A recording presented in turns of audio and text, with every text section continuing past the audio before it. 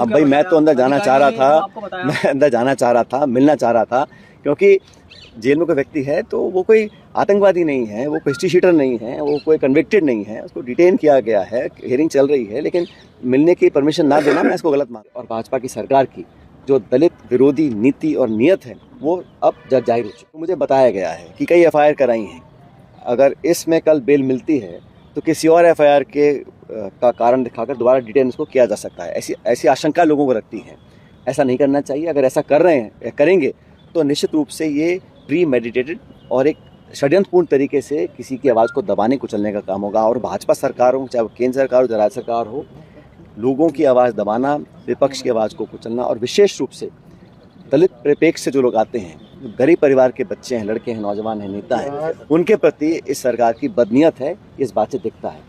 मैं तो पूरा समर्थन हम सब लोग देना चाहते हैं हमारे NHI के कार्यकर्ताओं को। और भी कई लोग हैं जिनको डिटेन किया है, जिनको चोटें भी आई हैं, और छात्र राजनीति में अक्सर इस प्रकार के घटनाक्रम पहले भी होते आए हैं।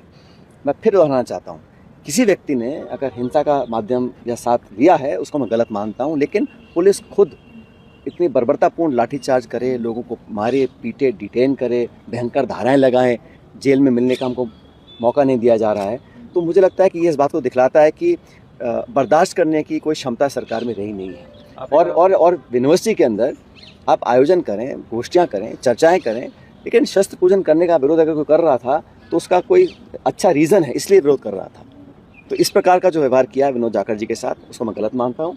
हमारा पूरा दल, हमारी पूरी पार्टी, मैं नहीं, तमाम प्रदेश के नौजवान उनके साथ हैं। और मैं फिर कहना चाहता हूँ, दलित परिवार का हमारे प्रदेश का अध्यक्ष अगर अपने राजनीतिक कर्तव्यों का निर्वहन कर रहा है तो इस तरह उसके साथ ये बर्ताव करना बिल्कुल उचित नहीं।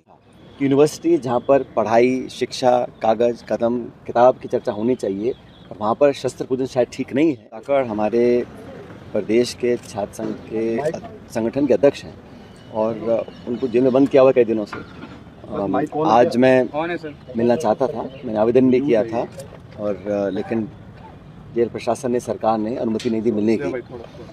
सबसे बड़ी बात तो ये है कि इनको डिटेन किया गया है, और जो जिस कारण से किया गया है वो समझना चाहिए एक सेकंड के लिए। यूनिवर्सिटी के अंदर शस्त्र पूजन का कार्यक्रम आयोजन हो रहा था, उसका विरोध करना चाह रहे थे, और किसी भी व्यक्ति को विरोध करने का पूरा उसको आज़ादी है।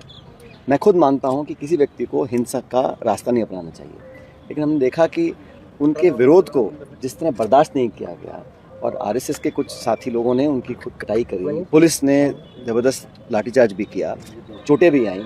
उसके बाद ऐसी धाराएं लगाई गई हैं जो आमतौर पर लगाई नहीं जाती हैं किसी छात्र नेता के ऊपर, या इसको डिटेन किया जाता है।